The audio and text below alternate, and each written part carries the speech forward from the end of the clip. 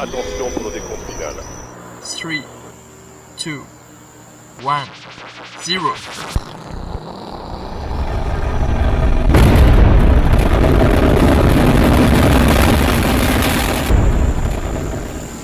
Le vulgarisateur de l'espace.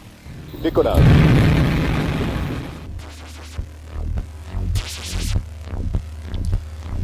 Bienvenue dans l'émission Le Vulgarisateur de l'espace, le rendez-vous bimensuel de Radio PFM où on y parle spatial. Votre émission est à retrouver chaque deuxième et quatrième semaine du mois, le lundi à 22h30, le mardi à 14h, le mercredi à 1h30 du matin et le samedi à 2h30 ainsi qu'à 14h et puis en podcast sur le site de votre radio www.radiopfm.com ainsi que sur le site www.audioblog.arteradio.com.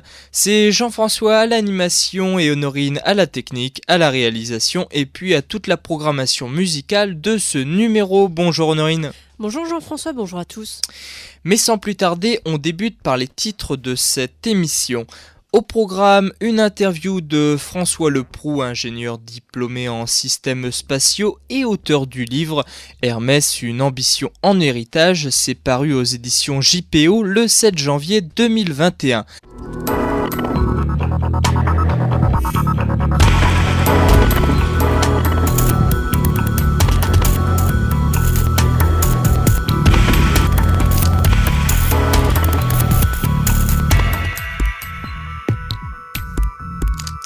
François Leproux est notre invité cette semaine. Aujourd'hui, nous nous glissons dans le programme avorté de la navette spatiale européenne Hermès. Le 6 décembre 2021, Bruno Le Maire, notre ministre de l'économie, a détaillé la nouvelle stratégie de la France en matière de spatial. Il a parmi un certain nombre de mesures annoncé l'arrivée d'un nouveau lanceur réutilisable, un petit peu à la manière de SpaceX, baptisé Maya et signé Ariane Group. Ce lanceur devrait arriver en 2026. Mais bien avant ce que sera Maya, l'Europe avait l'ambition d'une vraie navette spatiale réutilisable évidemment au cours des années 80. C'était le projet Hermès, un projet avorté en 1992. Pour en parler, j'ai le plaisir de recevoir monsieur François Leproux. Bonsoir. Bonsoir. François, vous êtes ingénieur diplômé en systèmes spatiaux, entre autres de Supaéro, et vous êtes également un passionné par les technologies et l'histoire de la conquête spatiale. Vous venez de publier le livre Hermès, une ambition en héritage, c'est aux éditions JPO. Alors évidemment, pour se replacer dans le contexte du projet Hermès à l'époque, donc dans les années 80, les champions de la navette spatiale étaient bien sûr les Américains. Les Soviétiques s'y sont également essayés. Quel est le point de départ de ce projet européen de navette spatiale, donc à la fin des années 70, début des années 80, et pourquoi l'Europe s'intéresse aux navettes spatiales à l'époque ? Le projet Hermès de navette spatiale européenne va naître de la convergence en fait de deux grandes tendances qu'il y a dans le spatial. D'une part, comme vous l'avez dit, les États-Unis et l'Union soviétique lancent des projets de navettes spatiales.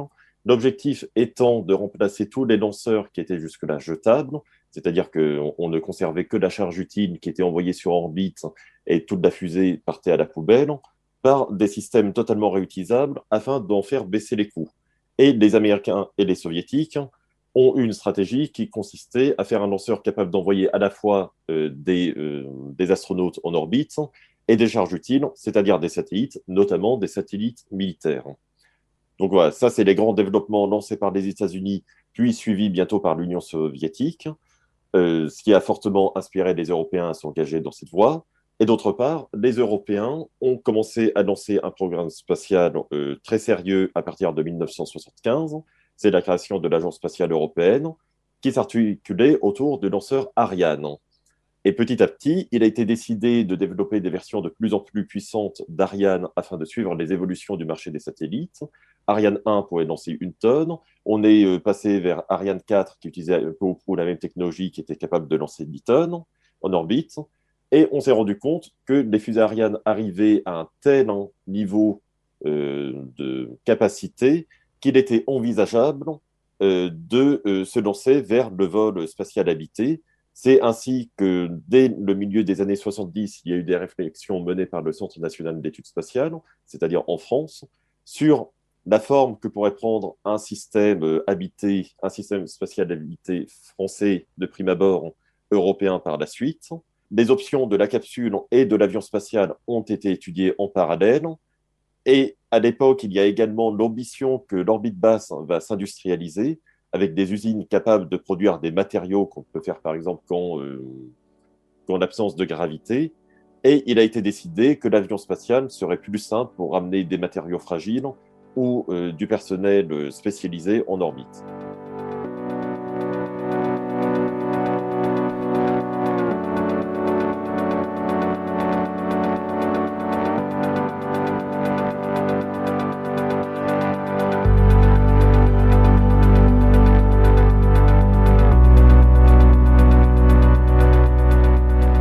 François Leproux, vous l'avez un petit peu abordé, les années 80 marquent le développement du programme Ariane, mais en l'occurrence aussi à la fin des années 70, c'est l'échec des lanceurs Europa. Est-ce que ces échecs entraînent également l'Europe à développer quelque chose de nouveau et à quelque chose de beaucoup plus ambitieux ? Absolument. En fait, le programme Europa qui a été mené dans les années 60 était la première tentative européenne de fabriquer un lanceur commun entre différents pays.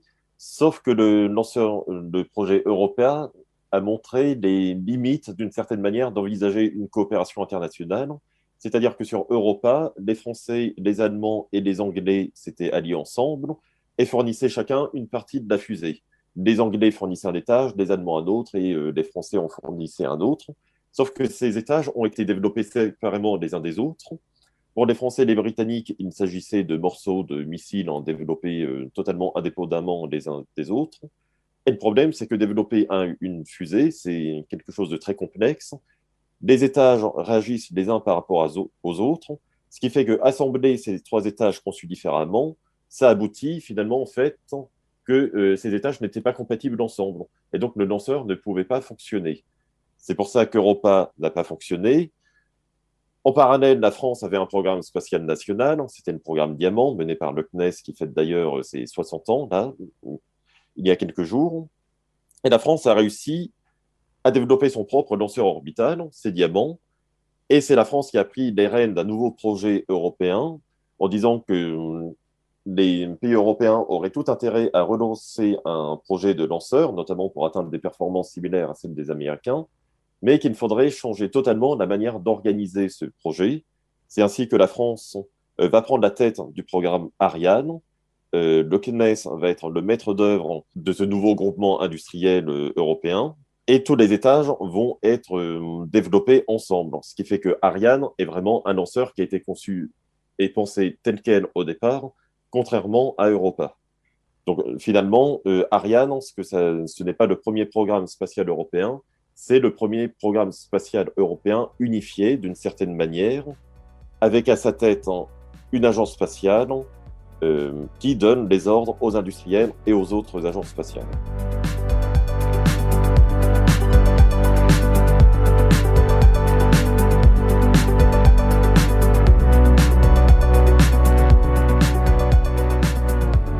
En étudiant les caractéristiques techniques d'Hermès, on s'aperçoit que c'est une navette tout à fait ambitieuse qui se détache d'ailleurs énormément du programme des navettes spatiales américaines. Est-ce que vous pouvez nous parler des caractéristiques techniques d'Hermès et puis également de cette station Columbus qui était en quelque sorte rattachée au projet avorté d'Hermès? Alors, le dessin d'Hermès a beaucoup varié au cours des 15 ans du programme. Cependant, on a une continuité du design global. Hermès se présente comme un petit avion spatial d'une vingtaine de mètres de long et d'une vingtaine de tonnes. Au niveau de sa taille, on peut rapprocher ça de celle d'un avion d'affaires Mercure d'assaut, par exemple, et capable de transporter trois personnes, trois astronautes. Contrairement à la navette spatiale américaine, il n'est pas prévu qu'Hermès transporte des satellites dans sa soute. Hermès est un avion spatial qui serait lancé par Ariane 5, qui est alors au tout début de son développement. Et contrairement aux Américains qui lançaient à la fois leurs astronautes et leurs satellites dans la soute de la navette, il était décidé que pour les satellites, on lancerait une Ariane 5 simple. Donc, ce sont les Ariane 5 qu'on tire toujours de nos jours. Et pour lancer des astronautes, on utiliserait une Ariane 5 avec Hermès. Ce qui permet de diviser finalement la complexité, vu que sur la navette spatiale américaine, le vol habité nuisait au transport des satellites et inversement, alors que sur Hermès, il n'y aurait pas eu ce problème. Comme vous l'avez dit, Hermès, c'était un programme complexe. Cependant, il y avait un certain paradoxe dans ce projet. C'est que d'une part, le programme devait être suffisamment complexe pour pouvoir attirer des industriels et des développements techniques qui justifiaient que les laboratoires se rattachent à ces études. Mais d'une autre part, ces missions étaient résumées très simplement par Frédéric Dall'Est comme celle d'une camionnette de l'espace, puisqu'il était prévu qu'Hermès soit quand même beaucoup moins complexe que la navette spatiale américaine, vu que son objectif était effectivement de desservir une petite station orbitale, Columbus. Alors Columbus était justement la justification d'une certaine manière d'Hermès, vu que c'était un programme proposé essentiellement par les Italiens et les Allemands, de faire une toute petite station orbitale, autonome, qui aurait été soit en orbite basse, soit en orbite polaire, et qui aurait d'une part permis à des astronautes d'y mener des expériences scientifiques, et d'autre part d'y étudier tout ce qui concerne la microgravité pour le développement de matériaux, de médicaments, de cristaux qui ne peuvent être fabriqués qu'en microgravité. Donc Columbus, c'est directement issu d'un autre programme mené par les Allemands et les Italiens, qui était le programme de Space Lab, où c'était un petit module pressurisé qui était transporté dans la soute de la navette spatiale américaine. Ça permettait d'augmenter considérablement l'habitacle de la navette et d'y mener des expériences. C'était la première contribution majeure de l'Europe au vol spatial habité. Cependant, les Américains n'ont pas été tout à fait fair-play sur l'utilisation de ce module. C'est pour ça que les Européens se sont orientés vers une approche autonome pour Columbus. Et d'ailleurs, Columbus, de cette mini-station, a été issu le module Columbus, qui est aujourd'hui rattaché à la Station spatiale internationale et qui constitue l'essentiel de la contribution de l'Europe à ce projet.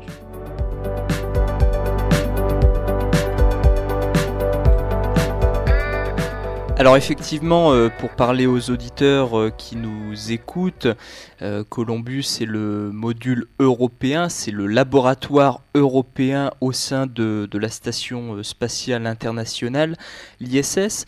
Vous l'avez d'ores et déjà un petit peu abordé, François Leproux, tout au long du développement d'Hermès, la justification et puis également le dessin de la navette évolue énormément. Et puis en particulier, dès le début du projet, le budget qui est consacré à Hermès de ce fait explose et c'est presque le début de la fin finalement. On pourrait dire d'une certaine manière que Hermès était un programme mort-né car au final, il n'avait pas une justification il ne reposait pas sur un socle assez solide et il n'y avait pas une justification très claire à ce projet. En fait, Hermès est un projet qui a été envisagé par la France quasiment comme un programme d'ingénierie pure, un petit peu à la manière du Concorde, qui était un programme de prestige, mais sans réelle justification commerciale. Ainsi, il n'y a que la France qui portait véritablement ce projet, l'Allemagne et l'Italie, qui sont les deux autres gros contributeurs de l'Europe spatiale, étaient assez sceptiques face à ce projet. Pour eux, c'était un programme un petit peu démesuré pour l'Europe, alors que l'Europe pouvait s'appuyer sur les Américains et leurs navettes spatiales. Ainsi, effectivement, dès le début, le programme est menacé du fait qu'il n'y a que la France qui assure le financement, là où l'Allemagne et l'Italie sont plus dubitatives. Elles émettent publiquement des réserves. Finalement, elles vont se rallier au projet Hermès, notamment lorsque l'attitude des Américains autour de l'exploitation du module Columbus, autour du module Space Lab par la navette spatiale, n'était pas plus jugée tout à fait satisfaisante. Mais il y a toujours, effectivement, ce problème du fait que ce programme ne contourne pas tout à fait les autres partenaires européens, qui n'ont pas d'ailleurs le retour géographique qu'ils pensent mériter en contribuant financièrement à ce programme.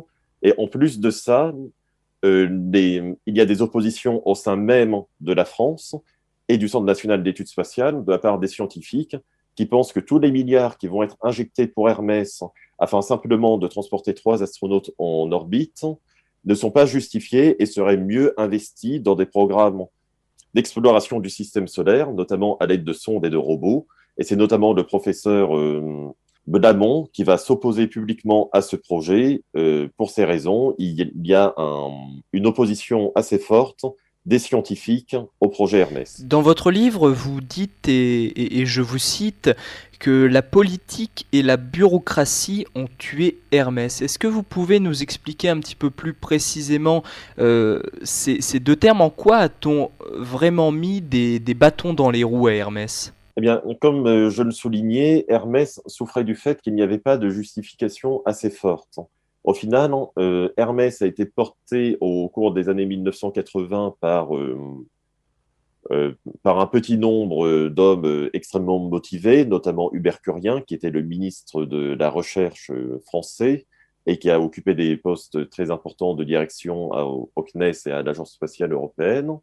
Mais à côté de ça, les dirigeants politiques ne soutenaient pas énormément Hermès. Le président Mitterrand, par exemple, avait affiché publiquement son soutien à Hermès à l'occasion des salons du Bourget, mais au moment où il a fallu trancher les financements d'Hermès, et notamment lorsque le budget a explosé à la fin des années 1980, le programme a été désavoué publiquement par tous les politiques, et seuls les responsables du programme n'avaient plus les appuis suffisants pour pouvoir continuer de porter le projet. Ensuite, effectivement, il n'y a pas que la politique qui a mis des rouages au niveau français, c'était également au niveau européen. Il y avait des luttes d'influence entre la France et l'Allemagne. L'Allemagne qui défendait une approche de la conquête spatiale beaucoup plus basée sur l'astronomie, sur la science, justement sur des investissements sur des sondes autonomes pour explorer le système solaire, là où la France défendait une approche davantage basée sur les volabilités et sur l'autonomie européenne. Donc, tout cela, plus certains mécanismes inhérents à l'aérospatiale, notamment le juste retour géographique dont je parlais. Donc, c'est ce mécanisme qui fait que si un État investit 20% du budget d'un programme spatial, eh bien, il doit récupérer 20% de la fabrication de ce système. Tout cela a apporté beaucoup de complications à ce projet.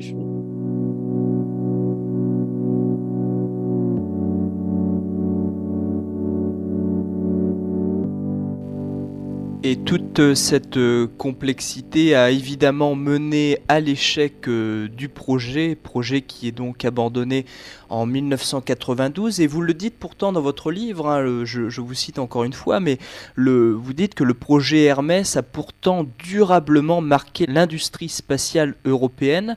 François Leproux, en quoi ce projet qui a été aussi tant médiatisé à l'époque, c'est un projet où il y a eu énormément de publicité fait autour, en quoi ce projet a marqué l'industrie spatiale européenne? Alors, à plusieurs niveaux. D'une part, au niveau des développements technologiques, je vais y revenir, mais également au niveau justement de la manière d'organiser des projets. D'une certaine manière, le projet Hermès a eu à peu près le même impact par la suite que le projet Europa. C'est-à-dire que c'était un projet, certes très ambitieux, mais assez mal organisé dès le départ. Et d'une certaine manière, il montrait toutes les erreurs à ne pas refaire sur de nouveaux projets.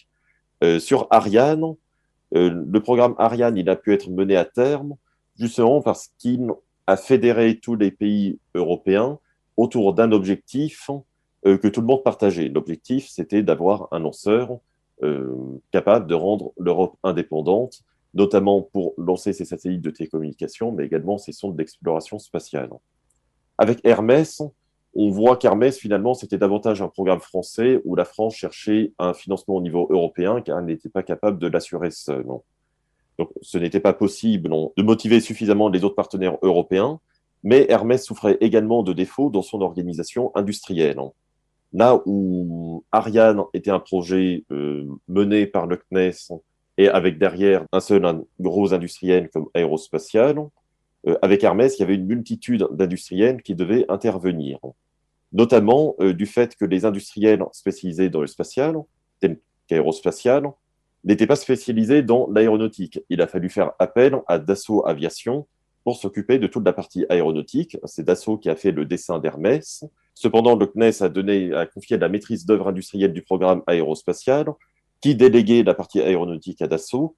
Puis, lorsque les autres pays européens sont arrivés, il a fallu ainsi de suite déléguer à ces industriels allemands, italiens ou néerlandais, par exemple, ce qui n'a pas manqué de complexifier davantage l'organigramme du projet, d'autant qu'il n'avait pas été tranché si c'était le CNES ou l'Agence spatiale européenne qui donnait les ordres.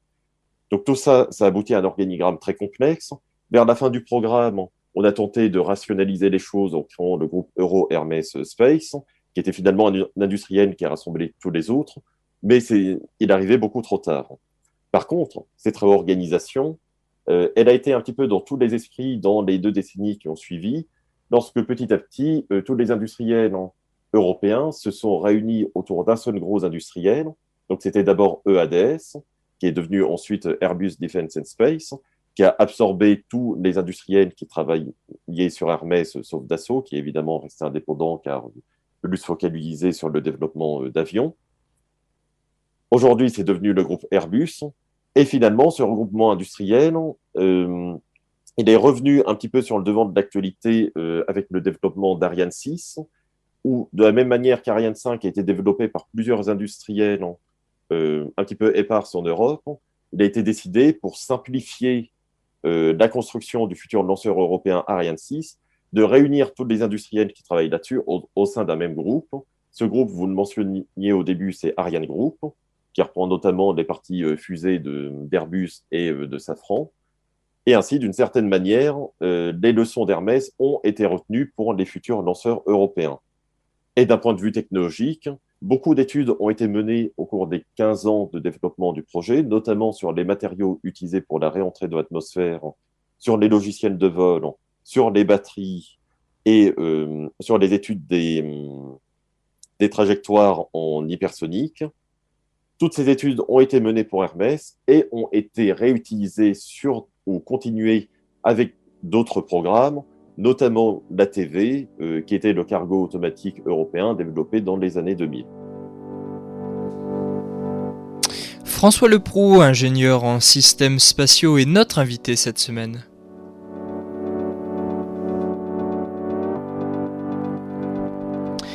François Leproux, revenons un petit peu sur l'actualité récente, puisque je le disais au début de cet entretien, le 6 décembre 2021, une nouvelle stratégie de la France en matière de spatial a été présentée, et la grande surprise de cette présentation, alors que Ariane 6 n'a pas encore vu le jour et que le projet reste tout de même incertain à ce jour, eh bien, un projet de lanceur réutilisable a été présenté, un lanceur un petit peu à la manière de SpaceX.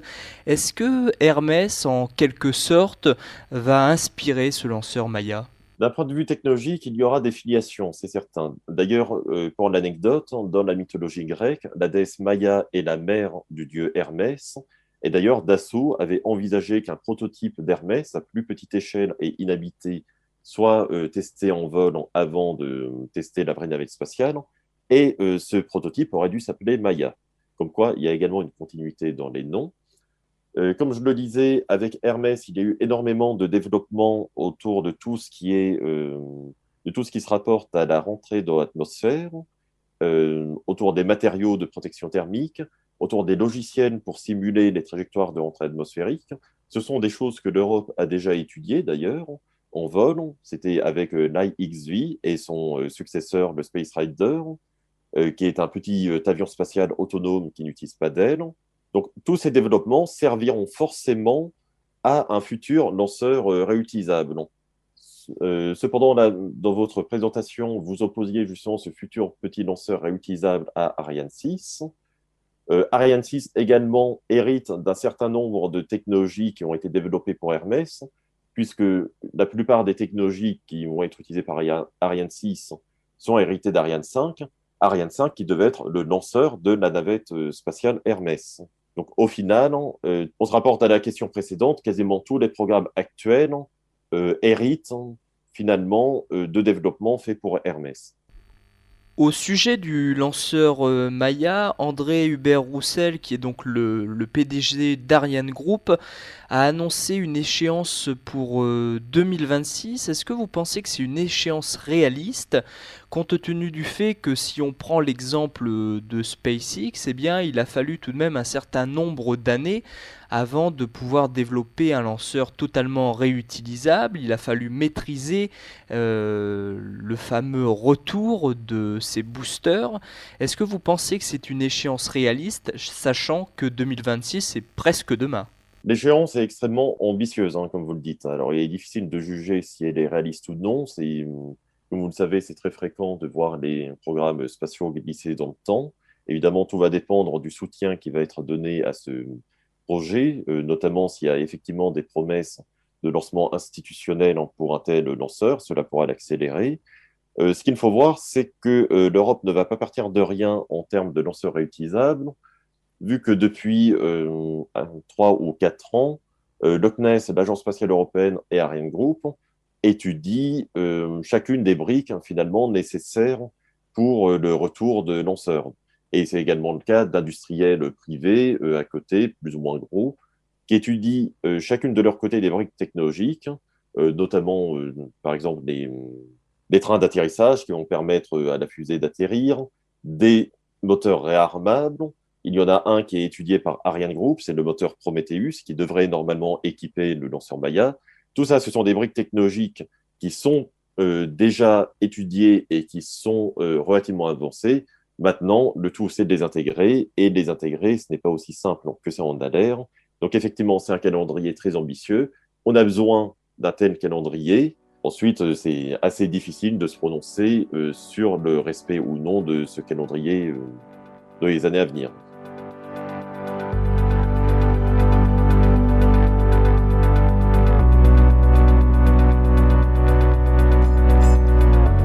François Leproux, auteur du livre Hermès, une ambition en héritage, est au micro du vulgarisateur de l'espace.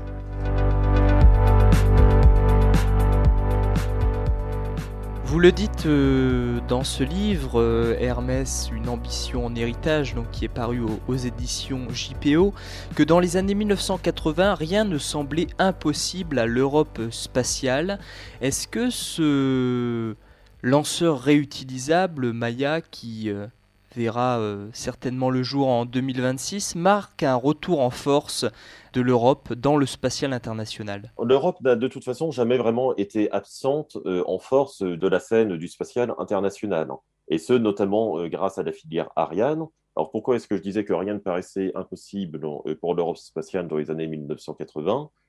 C'est que lorsque Ariane 1 arrive sur le marché, c'est finalement un lanceur qui semble déjà dépassé par rapport aux lanceurs qui sont développés en Union soviétique et surtout aux États-Unis avec la navette spatiale. La navette spatiale, c'est un avion spatial réutilisable qui utilise des moteurs cryogéniques. C'est donc une technologie dernier cri, là où Ariane, finalement, utilise la même technologie que les années 50 et a des performances assez faibles. Pourtant, l'Europe va profiter du fait que les États-Unis ont fait un choix stratégique assez discutable avec la navette spatiale, en faisant tout reposer sur la navette spatiale. Et ainsi, la petite Ariane va devenir leader des lancements de satellites au cours des années 1980, position qu'elle va occuper pendant une trentaine d'années avant d'être détrônée par SpaceX il y a environ 5 ou 6 ans. Finalement, on peut se dire que le scénario peut se répéter. D'une certaine manière, l'Europe spatiale s'est reposée sur ses acquis en termes de lanceurs pendant une quinzaine, une vingtaine d'années. Forcément, cela a permis à d'autres acteurs plus ambitieux, plus novateurs de s'installer. Ariane a été détrônée. Aujourd'hui, la tendance peut tout à fait s'inverser. Ce n'est pas impossible que dans quelques années, ce soit à SpaceX de stagner et que l'Europe puisse opérer un retour en force. En tout cas, c'est certain que ces investissements sont nécessaires pour que l'Europe devienne à nouveau le leader des lancements spatiaux, position qu'elle occupe toujours pour le segment très lucratif des satellites de télécommunication. Il ne faut pas l'oublier d'ailleurs. Et je tiens d'ailleurs à prendre un petit peu de la défense d'Ariane 6, vu que finalement, Maya ne va pas remplacer Ariane 6. Ariane 6 est un lanceur nécessaire, mais pas suffisant. C'est-à-dire qu'on a besoin d'Ariane 6 pour lancer des charges lourdes en orbite, pour garder notre indépendance pour les lancements de satellites géostationnaires, pour les lancements de sondes d'exploration. Toute la mission Mars Sample Return, donc de retour d'échantillons de la planète Mars, s'appuiera sur Ariane 6. Cependant, il y a tout un marché des petits satellites, des constellations, des nanosats, qui nécessitent des lanceurs plus légers, plus flexibles, moins chers. Et c'est sur ce segment-là que devrait se positionner Maya dans les années à venir. Au sein de l'Union européenne, est-ce que l'on constate une dynamique similaire aussi dans les autres pays? Oui, absolument. Et d'ailleurs, c'est une des choses qui a justifié le fait que cette annonce se fasse au niveau français et pas au niveau européen. Depuis 3-4 ans, un certain nombre d'autres pays en Europe développent leurs propres micro-lanceurs. C'est notamment le cas des Allemands avec des projets très avancés tels que RFA. Il y a de tels projets en Italie et en Espagne.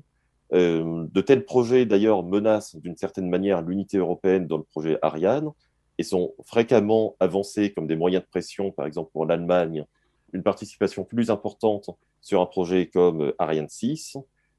Une des annonces très importantes du ministre Bruno Le Maire, justement, en détaillant la nouvelle stratégie spatiale française, était qu'effectivement, il y aurait de tels investissements au niveau français, avec Maya, mais également avec d'autres acteurs privés comme Venture Orbital System à Reims, mais également que les ministres européens sont accordés sur le fait qu'ils n'allaient pas entrer en concurrence les uns avec les autres, notamment en assurant l'exploitation d'Ariane 6, qui reste un bien commun des pays européens, et en garantissant une juste répartition des lancements publics entre tous les micro-lanceurs nationaux.